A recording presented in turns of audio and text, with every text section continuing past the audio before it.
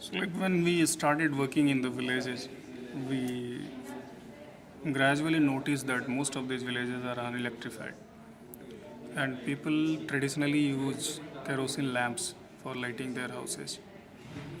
And this has got a whole lot of social implications, like the children were out of study because there was only one lamp in the house and it was used for cooking, so they were not reading.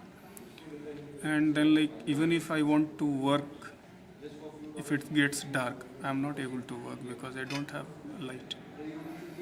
Then it has got health implications also. Burning kerosene has got a smoke, and that indirect inhalation causes respiratory tract infections. And mostly in the rural India, the houses are thatched. It is made of straw and some bamboo sticks. So there is always a chance of getting fire if this this lamp gets turned set down. So we thought of like what is the options that we have. So in a meeting when we explained it to the villagers that these are the different options of renewable energy that you can think of. So they gave us a solution that we want to go for the solars.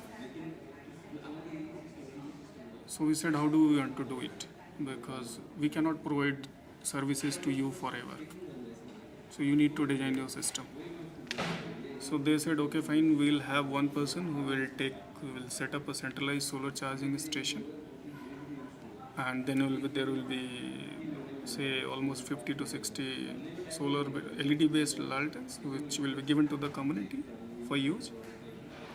So they selected Nilkant Mato as one of the entrepreneurs, and he set this solar centralized station, and he is catering to 50 people in the village out of the 72 households that the village is having. But then 22 people were left. So they thought how to reach out to them also. So what they have done, the 50 people who have got these solar lanterns, they have given 400 rupees each to build an energy fund at the village level. And the remaining people who have not got access to these lights, they are going to buy these lanterns from this money and give it to them. So that's how they want to reach out to somebody who is still unreached despite of this. And for that we have got support from TERI, the Energy Research Institute, under a Light a Billion Life program. And once we have done it, what we call a social enterprise model, we have taken it to almost 11 villages. Hardly 1 year back, we piloted it in one village. This year, we have taken it to 11 villages. Next year, we are targeting it to take it to 100 villages. So this is how we want to take it forward.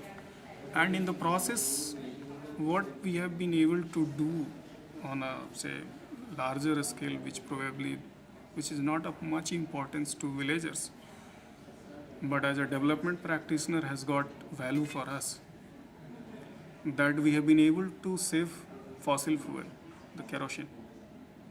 We have been able to reduce the carbon emission. And then we have also been able to reduce the respiratory tract infections because of the smoke coming out of the lamp, this kerosene lamp.